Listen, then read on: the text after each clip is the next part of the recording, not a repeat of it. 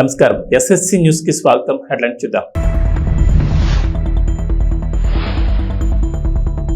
Revanth fake వీడియోలు viral చేస్తున్నారు మోదీ. గుజరాత్ పెత్తనమా, తెలంగాణ పౌరుషమా చూసుకుందాం రేవంత్. కూటమి మేనిఫెస్టో అంతా మోసం సీఎం జగన్. తెలంగాణలో డబుల్ ఆర్ ట్యాక్స్ తీసుకొచ్చారు. డబుల్ ఆర్ ట్యాక్స్ పై విస్తృత చర్చ జరుగుతోంది. వ్యాపారులు, కాంట్రాక్టర్లు ఆర్ఆర్ ట్యాక్స్ కడుతున్నారు. డబుల్ ఆర్ ట్యాక్స్ తో నల్లధనం ఢిల్లీకి చేరుతోంది. ఆర్ఆర్ ఎవరో మీకు ఇప్పటికే అర్థమై ఉంటుంది.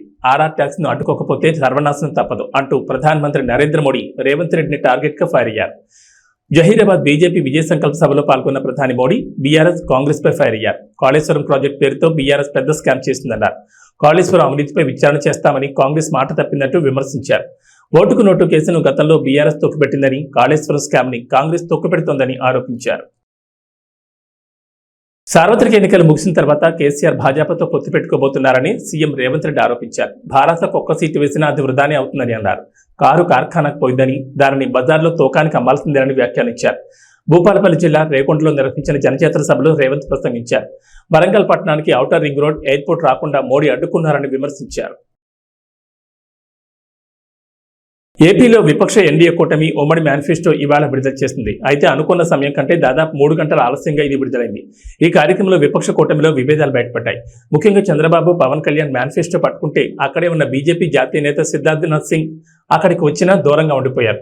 అంతేకాదు, ప్రధాని మోడీ ఫోటో కూడా మేనిఫెస్టోలో కనిపించలేదు. ఈ నేపథ్యంలో ఎన్డీఏ మేనిఫెస్టో విడుదలపై సీఎం వైఎస్ జగన్ స్పందించారు. బీజేపీ అధిష్టానం ఆదేశాలతోనే ప్రధాని మోడీ ఫోటో ఎన్డీఏ మేనిఫెస్టోపై లేకుండా పోయిందన్నారు.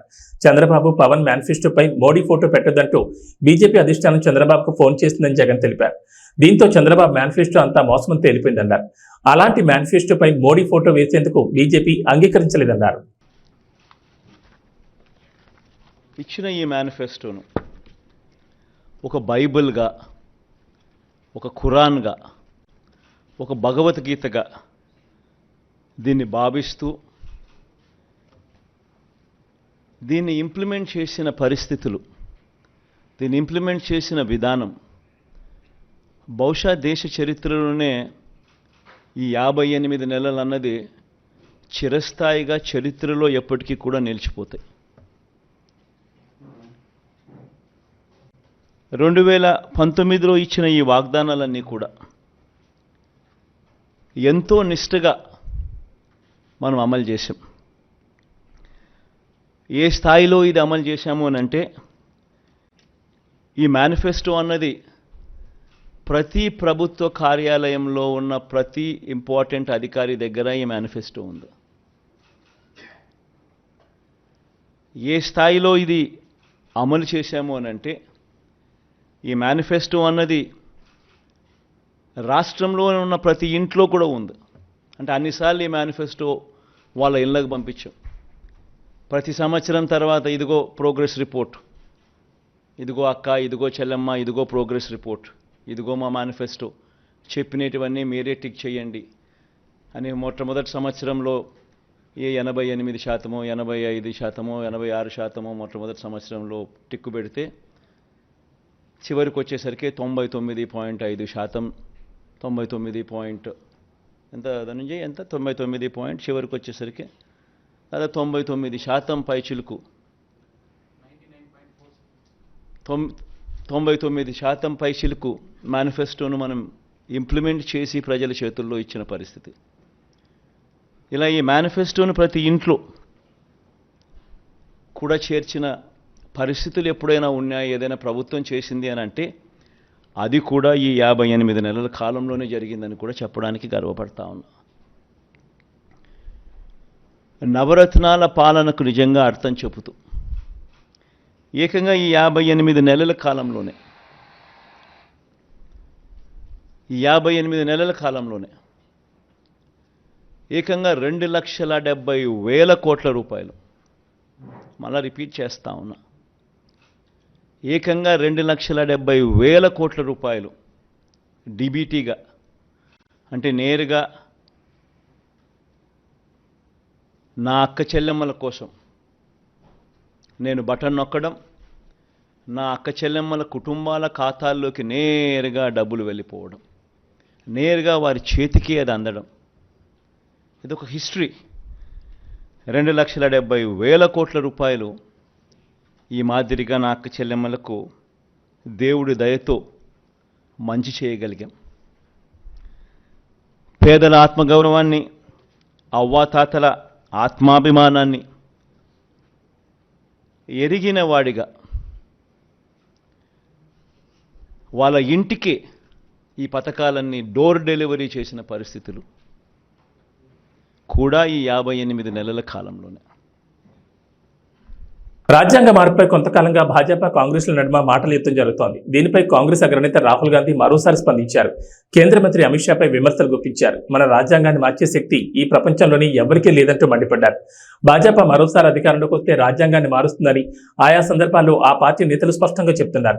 ఈ విషయాన్ని అమిత్ షా కూడా చెప్పారని రాహుల్ ఆరోపించారు. బిఆర్ అంబేద్కర్ కాంగ్రెస్ దేశ ప్రజలతో కలిసి బ్రిటిష్ వారితో పోరాడి భారత రాజ్యాంగాన్ని రూపొందించారు. ఇది పేద ప్రజల ఆత్మ గొంతుక వంటిది. దాన్ని ఎవ్వరూ తాకలేరు. మార్చే శక్తి ప్రపంచంలో ఎవరికీ లేదు. అలాంటిది రాజ్యాంగ మార్పుకే కేంద్రంలోని భాజపా కలలుకంటోంది. అలా ఎన్నటికీ జరగనివ్వమని వ్యాఖ్యానించారు. పెరూరులో సోమవారం సాయంత్రం ఘోర ప్రమాదం జరిగింది. ప్రయాణికులతో వెళ్తున్న బస్సు లోయలో పడింది. ఈ దుర్ఘటనలో 23 మంది చనిపోయారు. మరో 6 తీవ్రంగా గాయపడ్డారు. బస్సు తాయాబాంబా నుంచి లిమా వెళ్తుండగా కుస్కా జిల్లాలోని రహదారిపై ఈ ప్రమాదం జరిగింది. సమాచారం అందుకున్న అధికారులు, సిబ్బంది అక్కడికి చేరుకున్నారు. వెంటనే సహాయక చర్యలు ప్రారంభించారు. అతి వేగం వల్లే ఈ ప్రమాదం జరిగినట్లు తెలుస్తోంది. ఢిల్లీ సీఎం అరవింద్ కేజ్రీవాల్ అరెస్టుపై సుప్రీంకోర్టు మంగళవారం కీలక వ్యాఖ్యలు చేసింది. లోక్సభ ఎన్నికలకు కేవలం కొద్ది రోజుల ముందే కేజ్రీవాల్ని ఎందుకు అరెస్ట్ చేశారనే ప్రశ్నలపై ఎన్ఫోర్స్మెంట్ డైరెక్టరేట్ స్పందించాలని సర్వోన్నత న్యాయస్థానం దర్యాప్తు ఏజెన్సీని కోరింది. ఢిల్లీ మద్యం పాలసీ కేసులో ఈడీ తనను అరెస్ట్ చేసి రిమాండ్కు తరలించడాన్ని సవాల్ చేస్తూ అరవింద్ కేజ్రీవాల్ దాఖలు చేసిన పిటిషన్ విచారిస్తూ సుప్రీంకోర్టు బెంచ్ దర్యాప్తు ఏజెన్సీని ప్రశ్నించింది. వ్యక్తి స్వేచ్ఛ అనేది చాలా కీలకమైందని, దీన్ని మీరు నిరాకరించలేరని జస్టిస్ సంజీవ్ ఖన్నా పేర్కొన్నారు. ఇక కేజ్రీవాల్ను అరెస్ట్ చేసిన సమయంపైన ప్రశ్నలు తలెత్తున్నాయని అన్నారు. విచారణ చేపట్టడం, ఆపై పలు ఫిర్యాదుల పునరావృతం కావడం మధ్య ఎందుకు విరామం ఉందనే వివరాలపైన స్పందించాలని దర్యాప్తు సంస్థను సుప్రీంకోర్టు కోరింది. ఛత్తీస్గఢ్లో మరో భారీ ఎన్కౌంటర్ జరిగింది. నారాయణపూర్, కాంకేర్ జిల్లాల సరిహద్దుల్లో మంగళవారం ఉదయం భద్రతా దళాల కాల్పుల్లో 10 మంది మావోయిస్టులు మరణించారు. వీరిలో 3 మహిళలు ఉన్నారని పోలీసులు వెల్లడించారు. గత 15 రోజుల వ్యవధిలో మావోయిస్టులకు ఇది రెండో ఎదురుదెబ్బ. తాజా ఎన్కౌంటర్కు సంబంధించి అధికారులు తెలిపిన వివరాల ప్రకారం 2 జిల్లాల సరిహద్దుల్లోని అబూజ్మడ్లోని టేక్ మీటా, కాకూర్ అడవుల్లో మావోయిస్టులు ఉన్నట్లు సమాచారం అందింది. దీంతో నారాయణపూర్ ఎస్పీ ప్రభాత్ కుమార్ నేతృత్వంలో జిల్లా reserve guard, DRG, special task force, STF దళాలు సంయుక్తంగా సెర్చ్ ఆపరేషన్ చేపట్టాయి. మధ్యప్రదేశ్ చెందిన కాంగ్రెస్ చెందిన 3వ కీలక నేత రాహుల్ గాంధీ రాష్ట్రంలో ఎన్నికల ప్రచారం నిర్వహిస్తున్న రోజున 1000 మంది మద్దతుదారులతో బీజేపీకి ధీటుగా నిలిచారు. ముఖ్యమంత్రి మోహన్ యాదవ్, రాష్ట్ర పార్టీ చీఫ్ విడి శర్మ, మాజీ హోంమంత్రి నరోత్తమ్ మిశ్రా సమక్షంలో కాంగ్రెస్ మాజీ మంత్రి 6 సార్లు ఎమ్మెల్యే ఎన్నికైన రామ్ నివాస్ రావత్ ఈరోజు షియోపూర్ భారీ ర్యాలీలో బీజేపీలో చేరారు. ₹1 కూడా కట్టే పని లేకుండానే ఒక్కో కుటుంబానికి 25 లక్షల ఆరోగ్య బీమా కల్పించే పథకాన్ని దేశంలోని తొలిసారిగా ఆంధ్రప్రదేశ్లో అమలు చేస్తామని కూటమి ప్రకటించింది. ఎస్సీ, ఎస్టీ, బీసీ మైనార్టీలకు 50 ఏళ్లకే 4,000 పింఛను అందజేస్తామని, మత్స్యకారులకు వేట విరామ సమయంలో 20,000, ఆటో, టాక్సీ, లారీ, టిప్పర్ డ్రైవర్లకు 15,000 ఆర్థిక సహాయం చేస్తామని హామీ ఇచ్చింది. ఇసుకను ఉచితంగా అందుబాటులోకి తెస్తామని ప్రకటించింది. టీడీపీ, జనసేన ఉమ్మడి మేనిఫెస్టోను మంగళవారం ఉండవల్లిలోని చంద్రబాబు నివాసంలో ఎన్డీఏ నేతలు విడుదల చేశారు. మిత్రపక్షం భాజపా సూచనలు, సలహాలతో దీన్ని రూపొందించారు. టీడీపీ అధినేత చంద్రబాబు, జనసేన అధ్యక్షుడు పవన్ కళ్యాణ్, భాజపా రాష్ట్ర ఎన్నికల సహాయ ఇన్ఛార్జ్ సిద్ధార్థనాథ్ సింగ్ ఈ కార్యక్రమంలో పాల్గొన్నారు. తెలుగుదేశం పార్టీకి, జనసేన పార్టీకి వారి యోగంలో వచ్చిన రిప్రజెంటేషన్స్, అలాగే జనవాణి కార్యక్రమంలో వచ్చిన వినతులు కానీ, ఆన్లైన్లో వచ్చిన సూచనలు కానీ, అందరికీ 2 పార్టీలకు వచ్చిన సూచనలని క్రోడీకరించి ఈ మేనిఫెస్టో తయారు చేయడం జరిగింది. ముఖ్యంగా రాష్ట్ర ప్రజల నేటి అవసరాలను తీరుస్తూ రేపటి ఆకాంక్షలకు సాకారం చేసే ఈ మేనిఫెస్టోని కూటమి ప్రభుత్వం పరిశుభ్రంగా దీన్ని అమలు చేస్తుంది. దీంట్లో ముఖ్యమైన అంశాలు ఏమేమి తీసుకున్నామంటే, ఆంధ్రప్రదేశ్ ప్రజల భవిష్యత్తు ఆల్మోస్ట్ కత్తి మనపైన వేలాడుతూ ఉంది. ప్రపంచంలోనే అత్యంత శక్తివంతమైన తెలుగు జాతి నేడు ఆంధ్రప్రదేశ్ పరిస్థితిని చూసి తలదించుకుంటుంది. లూటీ కోసమే 13 లక్షల కోట్లు అప్పు చేసి రాష్ట్ర ఆర్థిక వ్యవస్థను దివాళా తీయించారు.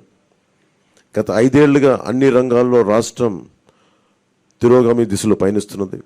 సమాజంలో ఎటు చూసినా అభద్రత, అశాంతి, హత్యలు, ఆత్మహత్యలు కనిపిస్తున్నాయి. ధరలు, పన్నులు, ఛార్జీలు, అప్పుల బాధుడితో ఒక్కో కుటుంబం పైన దాదాపు 8 లక్షల భారం మోపారు.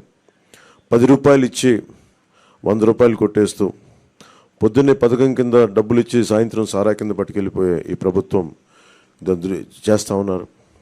పట్టభద్రుల నిరుద్యోగంలో 24% దేశంలోనే ఏపీ మొదటి స్థానంలో ఉంది. రైతుల ఆత్మహత్యల్లో 3వ స్థానంలో, 18 ఏళ్లలోపు బాలికలపై జరుగుతున్న అత్యాచారాల్లో 2వ స్థానంలో ఉంది. పోలవరం నదుల అనుసంధానాన్ని గోదాట్లో ముంచేశారు. సంపద సృష్టి, ఉపాధి కల్పనా కేంద్రమైన ప్రజా రాజధాని అమరావతిని విధ్వంసం చేశారు. SC, ST, BC, minority sub-plan నిధుల్ని 1,00,000 కోట్లు దారి మళ్లించారు. ఇక అన్నా క్యాంటీన్లు కానీ, నిరుద్యోగ భృతి కానీ, పండగ కానుకలు లాంటి 100కి పైగా తెలుగుదేశం ప్రభుత్వ సంక్షేమ కార్యక్రమాలు రద్దు చేశారు. ముఖ్యంగా గత కొద్ది రోజులుగా నేను మాట్లాడుతాను ల్యాండ్ టైటిలింగ్ యాక్ట్ పేరు మీద. పట్టా పుస్తకాల మీద ఆంధ్రప్రదేశ్ రాజముద్ర తీసి జగన్ ఫోటో వేయించుకొని తన అచ్చరాకైన పనులు చాలా చేస్తూ లక్షలాది ఎకరాల ల్యాండ్ టైటిలింగ్ యాక్ట్ పేరు మీద లక్షలాది ఎకరాలని ప్రజల ఆస్తుల్ని కబ్జా చేస్తున్నారు. ల్యాండ్, శాండ్, వైన్, మైన్, గంజాయి, డ్రగ్స్, ఎర్రచందనం, రేషన్ బియ్యం మాఫియాలతో దాదాపు 8 లక్షల కోట్ల ప్రజాధనాన్ని కొల్లగొట్టారు. స్థానిక సంస్థల ఎన్నికల్లో బీసీ రిజర్వేషన్లని 10% కోత కోసి 16,800కి రాజ్యాంగ పదవులకి బీసీలకి దూరం చేశారు. విషపూరిత మద్యం పోసి 35 లక్షల మంది ఆరోగ్యాలు నాశనం చేశారు. 30,000 మంది ప్రాణాలు తీసి వారి భార్యలకి పసుపు తాడులు మంట కలిపారు. గృహ నిర్మాణం పేరుతో పేదల్ని అప్పుల పాలు చేశారు. ప్రశ్నించిన ప్రతిపక్షాలు ఎస్సీ, ఎస్టీ, బీసీ, మైనారిటీలని 600 మందిని హత్య చేశారు. వివేకానంద రెడ్డి గారి హంతకుల్ని ఇంకా కాపాడుతూనే ఉన్నారు. స్థానిక సంస్థలకు కేంద్రం ఇచ్చిన 12,000 కోట్ల రూపాయలని దారి మళ్లించారు. గ్రామ పట్టణాభివృద్ధిని దెబ్బతీశారు దారి మళ్లించి. ఈ విధ్వంస పరిస్థితులను చక్కదిద్ది రాష్ట్రాన్ని గాడిలో పెట్టేందుకే ఎన్నికల రూపంలో ఒక అవకాశం మన ముందుకు వచ్చింది. ఈ విధ్వంస పాలన సాగనంపి స్వర్ణాంధ్రను నిర్మించుకోవడానికే మా కూటమి అభ్యర్థులకి ఘన విజయం చేకూర్చాల్సిన అవసరం ప్రతి ఓటరు పైన ఉన్నదని విజ్ఞప్తి చేస్తున్నాం. తెలుగుదేశం పార్టీ చేసిన సూపర్ 6, అలాగే జనసేన ప్రతిపాదించిన షణ్ముఖ వ్యూహం, ఈ మూడిటితో కలిపి ముందుగా మేము 12తో ప్రారంభించి ఈరోజు సంపూర్ణంగా అన్ని ఎస్సీ, ఎస్టీ, అన్ని రకాల వర్గాలకి, ముస్లిం మైనారిటీలకి, క్రిస్టియన్లకి, అన్ని సంఘాల వాళ్ళకి, అన్ని రంగాల వాళ్ళకి చాలా సమగ్రంగా ఏర్పడిన కూటమి ఇది మన ఈ మేనిఫెస్టో. ఇది ముఖ్యంగా దీంట్లో నేను మీ దృష్టికి తీసుకొచ్చేది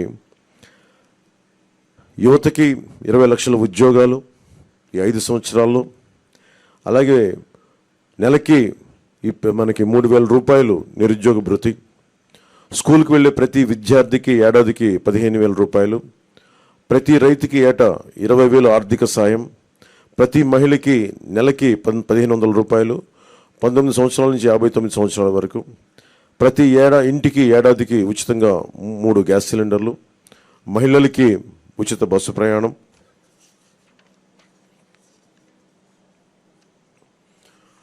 మత్స్యకారులకు సంబంధించి సముద్ర వేట విరామ సమయంలో మత్స్యకారులకు 20,000 రూపాయల ఆర్థిక సాయం, జీవో2 2017ని రద్దు చేస్తాం, బోట్ల మరమ్మతులకు కానీ ఆధునిక కమ్యూనికేషన్లకు కానీ ఆర్థిక సాయం అందిస్తాం.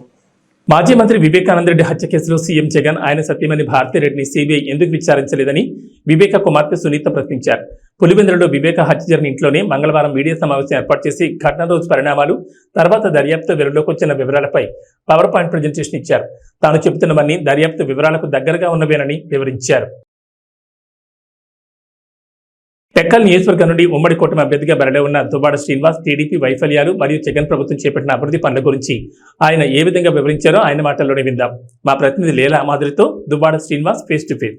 ఇప్పుడు ఆ వివరాలు చూద్దాం.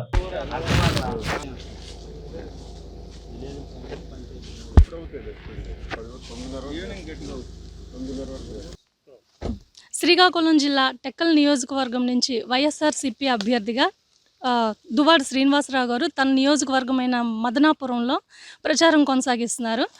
అక్కడ ప్రజల స్పందన ఎలా ఉంది, అసలు సార్ ప్రచారం ఎలా కొనసాగుతుంది అనేది సార్ని అడిగి తెలుసుకుందాం. సార్ చెప్పండి, గతంలో మీరు ఎంపీగా పోటీ చేశారు, ఇప్పుడు ఎమ్మెల్యేగా పోటీ చేయబోతున్నారు. అప్పటికి ఇప్పటికీ ఉన్న డిఫరెన్స్ ఏంటి, అసలు ప్రజల్లో స్పందన ఎలా ఉంది అనేది చెప్తారా?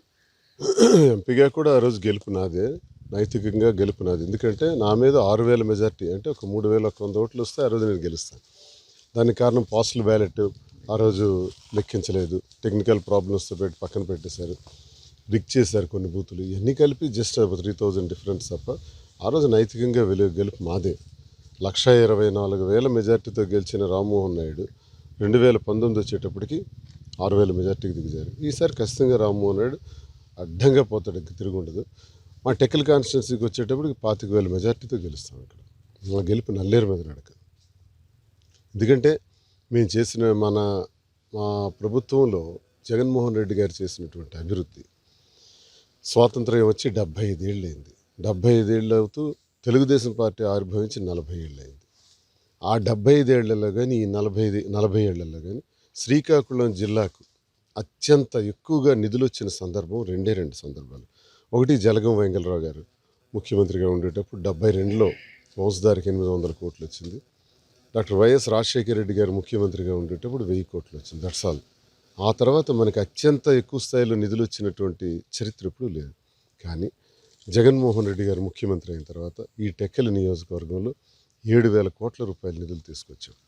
అభివృద్ధి కోసం, సంక్షేమం కోసం, పారిశ్రామికీకరణ కోసం. అంటే వలసలకు మాత్రమే పరిమితమైనటువంటి ఈ జిల్లా బిడ్డను చేత పట్టుకొని, పొట్ట చేత పట్టుకొని కూలి పనులకు వెళ్ళి హైదరాబాద్, నెల్లూరు, కర్నూలు, మద్రాసు ప్రాంతాలు కూలికి వెళ్ళి బ్రతికే కూలి బ్రతుకులు ఈ శ్రీకాకుళం జిల్లా. వలస జీవితాలు. ఎన్నాళ్ళు ఈ వలసలు? ఎందుకు మన ప్రాంతంలో బ్రతకూడదు? మన ప్రాంతంలో ఎందుకు పరిశ్రమలు లేవు? ఎన్నాళ్ళు పడుతుంది ఇంక పరిశ్రమలు రావడానికి? 75 ఏళ్ళు చాలదా? తెలుగుదేశం పార్టీ ఆవిర్భవించి 40 ఏళ్ళు కూడా ఇంకా చాలదా? ఎన్నాళ్ళు ఈ ఊడిగం చేస్తాం? జగనన్న ఆలోచించారు. ఎట్టి పరిస్థితుల్లో కూడా శ్రీకాకుళం నుంచి ఇక వలసలు ఉండకూడదు. ఇక్కడి వారు ఇక్కడే పనిచేసుకునేటట్టు, ఆత్మగౌరవంతో గౌరవంగా ఇక్కడే బ్రతికేటట్టు ఉండాలి అంటే పరిశ్రమలు రావాలి అంటే దానికి ఆ వాతావరణాన్ని క్రియేట్ చేయాలి. ఆల్రెడీ ఇక్కడ 6 లైనర్ ఉంది, రైల్వే ట్రాక్ ఉంది, మద్రాసు వరకును. ఇక్కడ ఒక నౌకాయానం పోర్టు పెడితే బాగుంటుందని మూలపేట గ్రీన్ఫీల్డ్ పోర్టు ఏర్పాటు చేయడం జరిగింది. దానికి 4,360 కోట్ల రూపాయలు శాంక్షన్ అవ్వడం జరిగింది. ఆల్రెడీ పోర్టు 70% పూర్తి అయిపోయింది. ఏడాదిలోనే షిప్ తెస్తామని చెప్పాం, ఏడాదిలోగా షిప్ తీసుకొచ్చాం అక్కడికి. మరొక 4-5 నెలల్లో ఈ పోర్టుని జాతికి అంకితం చేస్తాం. ఆ పోర్టుని ఎప్పుడైతే ఫినిష్ చేస్తామో 20,000 మందికి ఉద్యోగాలు వస్తాయి. ఆ 20,000 మంది కూడా మొట్టమొదటిగా టెక్కలి నియోజకవర్గానికి చెందిన వాళ్ళు, తర్వాత శ్రీకాకుళం, తర్వాత ఉత్తరాంధ్ర. ఈ ప్రాంతంలో ఉండే ప్రతి నిరుద్యోగికి కూడా ఇక్కడ మూలపేట పోర్టులో అవకాశం వస్తుంది. ఉత్తరాంధ్రకే మూలపేట గ్రీన్ఫీల్డ్ పోర్ట్ ఒక మణిహారంగా మారుతుంది. ప్రపంచంలో ది బెస్ట్ పోర్ట్స్లో ఎన్ని ఉన్నాయైతే అందులోకి చేరబోతుంది. ఎందుకంటే 19 మీటర్స్ దీని డెప్త్ అనమాట, డీప్ సీ వాటర్స్.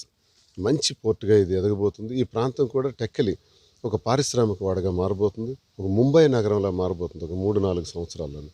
దీనికి కారణం జగన్మోహన్ రెడ్డి గారు వేసినటువంటి అడుగులు. పోర్టు కారణంగా ఈ ప్రాంతమే పరిశ్రమలతో నిండడం వల్ల సుమారు ఒక 50,000 మందికి ఉద్యోగాలు పరిశ్రమలు పోర్టు కలిపి ఇప్పించడానికి మేము ప్రణాళిక సిద్ధం చేసాం. ఆ దశలో అడుగులు వేసి ఈరోజే దానికి స్పీడ్ చేసేసాం. పనులు కూడా జరిగిపోతున్నాయి. సంక్షేమం ఒకవైపు, అమ్మఒడి, రైతు భరోసా, చేయూత, జగనన్న విద్యా దీవెన, జగనన్న వసతి దీవెన, ఆరోగ్యశ్రీ, వైఎస్ఆర్ ఆరోగ్య ఆసరా, నాయబ్రాహ్మణులు, ఆటో రిక్షాలు, ఇలా చెప్పుకుంటూ పోతే చాంతాడంత లిస్టు పథకాలు. ఈ పథకాలన్నీ కలిపి ఒక్క టెక్కల్ నియోజకవర్గానికే 1,600 కోట్లు ఇచ్చాం. ప్లస్ ఆఫ్షోర్ రిజర్వాయర్ నందిగామ మండలంలో డాక్టర్ వైఎస్ రాజశేఖర రెడ్డి గారు శంకుస్థాపన చేస్తే, తర్వాత తెలుగుదేశం ప్రభుత్వం వచ్చి రాష్ట్ర విభజన తర్వాత పూర్తిగా విస్మరిస్తే దాన్ని ఇప్పుడు పూర్తి చేస్తున్నాం. మొత్తంగా 7,000 కోట్లు, అదొక 900 కోట్లు. మొత్తంగా 7,000 కోట్లు జిల్లా చరిత్రలో ఇది మొదటిసారి. ఇది కాక టెక్కలి ముఖద్వారంగా కిడ్నీ రోగాలు ఉన్నాయి. దాన్ని పూర్తిగా నిర్మూలించడానికి పలాసలో ఒక కిడ్నీ రీసెర్చ్ సెంటర్, ఒక కిడ్నీ ఆసుపత్రి, హిరమండలం దగ్గర నుంచి త్రాగునీరు, ఇదంతా కలిపి 700 కోట్ల రూపాయలు. మా డివిజన్కి 8,000 కోట్ల రూపాయలు తెచ్చిన మొదటి సందర్భం. నేను ఒక్క మాట అడుగుతున్నాను, మా గెలుపు కారణాలు ఇవి.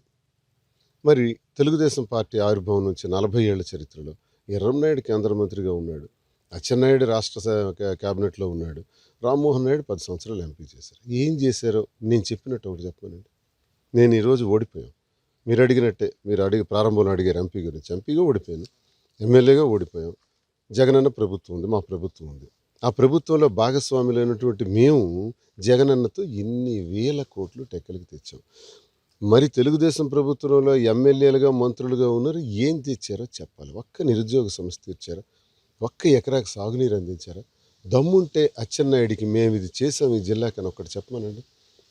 అసలు అచ్చెన్నాయుడికి టెక్కల్లో నామినేషన్ వేసే అర్హత లేదు.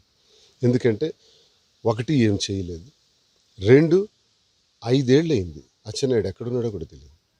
ఇప్పుడు ఎన్నికలకు 15-20 రోజుల ముందు ఇప్పుడు కనబడుతున్నాడు. 5 ఏళ్లలో నువ్వు ఒక ప్రతిపక్ష పాత్ర పోషించడానికి ఎప్పుడైనా ప్రయత్నించావా? ఏ గ్రామానికి వెళ్ళావా? నువ్వు మంత్రిగా ఉండేటప్పుడు రాయవలస కార్మిక శాఖ మంత్రిగా ఉండేటప్పుడు రాయవలస ఫ్యాక్టరీని మూసేసినవే. భావనపాడు పోర్టు పేరుతో 15,000 ఎకరాలు భూ కబ్జా చేయాలని, ల్యాండ్ బ్యాంక్ చేయాలని చూసారే. ల్యాండ్ మీద ఉన్న దృష్టి పోర్టు మీద లేదు. టెక్కల్లోనూ నడి రోడ్డును ఉన్నటువంటి ఆర్టీసీ కాంప్లెక్స్ స్థలాన్ని 3 ఎకరాలని 49 సంవత్సరాలకి లీజుకు రాయించుకొని అది కాజేయాలని చూసారా? ఏంటి లంచాలు, రౌడీయిజం, గూండాయిజం, భూ కబ్జాలు? చెప్పండి. మేము అధికారంలో. కడప జిల్లా పోరుమామిడి మండలంలోని కొర్రపాటిపల్లి గ్రామ పంచాయతీలో టీడీపీ, జనసేన, బీజేపీ ఉమ్మడి కూటమి తరఫున పోటీ చేస్తున్న బద్వేల్ బీజేపీ అభ్యర్థి బొజ్జ రోషన్ను భారీ మెజార్టీతో గెలిపించాలని రంగసముద్రం ఎంపీటీసీ కలవకూరి రమణ మరియు పార్టీ కార్యకర్తలు ఇంటింట ప్రచారం నిర్వహించారు. ఈ సందర్భంగా మాట్లాడుతూ ప్రజలకు అందుబాటులో ఉండి ప్రజాసేవకు కూటమి అభ్యర్థి బొజ్జ రోషన్న బీజేపీ తరఫున పోటీ చేస్తున్నారని, ప్రజలను ఆయన ఆదరించి ఓట్లు వేసి భారీ మెజార్టీతో గెలిపించాలని కోరారు. ఈ కార్యక్రమంలో పార్టీ నాయకులు, కార్యకర్తలు పాల్గొన్నారు.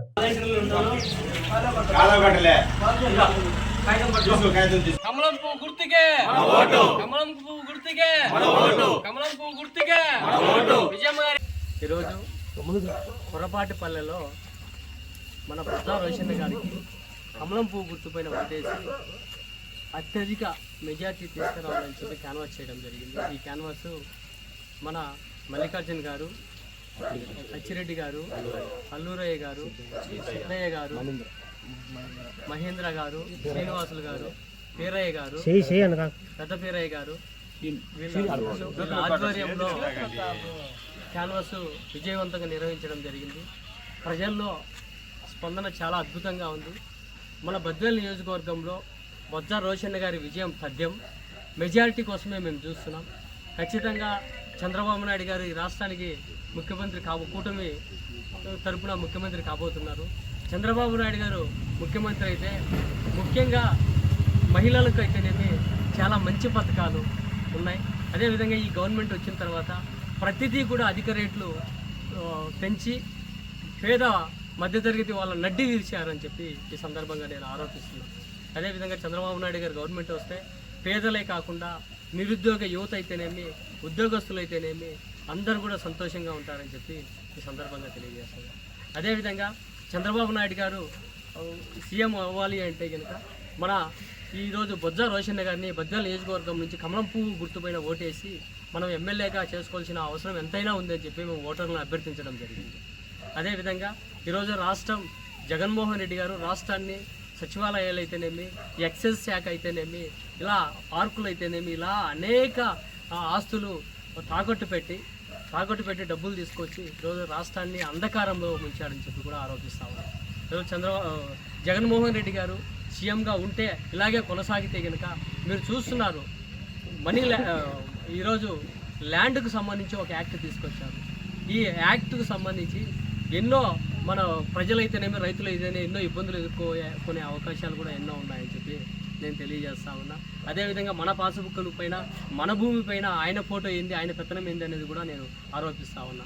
కాబట్టి ఈ జగన్మోహన్ రెడ్డి గారికి బుద్ధి చెప్పాలి అంటే, జగన్మోహన్ రెడ్డి గారిని ఇంటికి పంపించాలంటే మనం ఖచ్చితంగా బొజ్జ రోషన్న గారికి కమలం పువ్వు గుర్తుకుపోయిన ఓటేసి ఎమ్మెల్యేగా చేసుకొని, అదేవిధంగా ఎంపీకి మన సైకిల్ గుర్తుకు భూపేశ్ రెడ్డి గారికి ఓటేసి ఎంపీగా చేసుకున్నామంటే కనుక మన చంద్రబాబు నాయుడు గారు సీఎం అవుతారు. చంద్రబాబు నాయుడు గారు సీఎం అయితే రాష్ట్రం నిజంగా సుభిక్షంగా ఉంటుంది. రాష్ట్రంలో ఉన్నటువంటి యువత అయితేనేమి, అదేవిధంగా నిరుద్యోగ యువత అయితేనేమి, అదేవిధంగా విద్యార్థులు అయితేనేమి, పేద బడుగు బలహీన వర్గాల వారు అయితేనేమి చాలా సంతోషంగా గడుపుతారని చెప్పి ఈ సందర్భంగా తెలియజేసుకుంటూ, ప్రజలందరూ కూడా బద్వేల్ నియోజకవర్గ ప్రజలందరూ కూడా ఒక ఓటు కమలం గుర్తుకు, ఒక ఓటు సైకిల్ గుర్తుకు, ఎంపీకి సైకిల్ గుర్తుకు, ఎమ్మెల్యేకు కమలం గుర్తుకు బొజ్జ రోషన్న గారికి వేసి అత్యధిక మెజార్టీ తీసుకురావాలని చెప్పి ఈ సందర్భంగా మీడియా మూలకంగా నేను తెలియజేసుకుంటూ ధన్యవాదాలు తెలియజేసుకుంటాను. చంద్రబాబు గారి నాయకత్వం, నరేంద్ర మోడీ గారి నాయకత్వం, పవన్ కళ్యాణ్ గారి నాయకత్వం, విజయమ్మ గారి నాయకత్వం, నితీష్ గారి నాయకత్వం, బొజ్జ రోషన్న గారి నాయకత్వం. కమలం పువ్వు గుర్తుకే మన ఓటు, కమలం పువ్వు గుర్తుకే మన ఓటు, కమలం పువ్వు గుర్తుకే మన ఓటు. జై తెలుగుదేశం, జై తెలుగుదేశం, జై తెలుగుదేశం, జై తెలుగుదేశం. ఉండ్రాజవరం మండలం పాలంగి గ్రామంలో ఎన్నికల ప్రచారం నిడదవోలు నియోజకవర్గ శాసనసభ్యులు కాంగ్రెస్ పార్టీ ఎమ్మెల్యే అభ్యర్థి జి శ్రీనివాస్ నాయుడు మరియు Rajahmundry YSR Congress party parliament MP అభ్యర్థి గూడూరు శ్రీనివాస్ నిర్వహించారు. ఈ సందర్భంగా మాట్లాడుతూ దేశంలోనే ఏ రాష్ట్ర ముఖ్యమంత్రి చేయనంత అభివృద్ధి సంక్షేమ పథకాలు అందిస్తోంది వైఎస్ జగన్మోహన్ రెడ్డి ఒక్కరే అని తెలిపారు. కుల మత రాజకీయాలకు అతీతంగా లంచాలకు తావు లేకుండా పేదలకు అందిస్తున్న సంక్షేమ పథకాలు చేసిన అభివృద్ధి పనులే వైఎస్ఆర్సీపీ పార్టీకి ఘన విజయాన్ని అందిస్తాయన్నారు. 2 ఓట్లు ఫ్యాన్ గుర్తుగా ఓటేయాలని ఓటర్లను అభ్యర్థించారు. ఈ కార్యక్రమంలో కార్యకర్తలు పాల్గొన్నారు.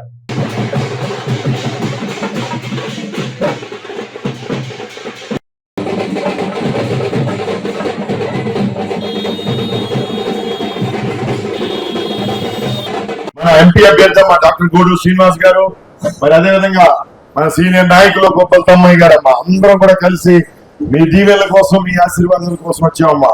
ఈ రోజు డాక్టర్ గూడూరు శ్రీనివాస్ గారు మన ఎంపీ అభ్యర్థిగా పోటీ పెడుతున్నారు రాజమండ్రి పార్లమెంట్ అమ్మా. నేను ఇక్కడ నిడదవోలు ఎమ్మెల్యేగా పోటీ పెడతామమ్మా. 2 ఓట్లు ఇస్తారు ఎంపీ ఎమ్మెల్యే ప్రతి ఒక్కరికి అమ్మా. 2 ఓట్లు కూడా బాగున్నారా? నమస్తే అమ్మా. నమస్తే నమస్తే బాగున్నారు. నేను చెప్పాలమ్మా.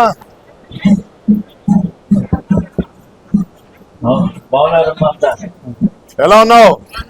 Very good very good. ఓహో, నువ్వు నీ చేత్తో నీవు అందరికి పార్టీ ఏదైనా ఓటు నాకేనా? అమూల్యమైన పవిత్రమైన 2 ఓట్లు కూడా చాలా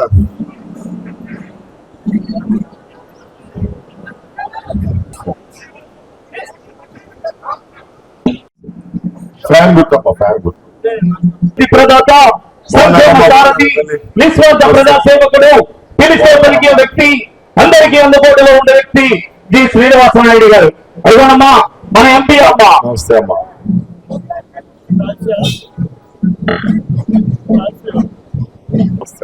రాబోయే రోజుల్లో వాలంటరీ వ్యవస్థ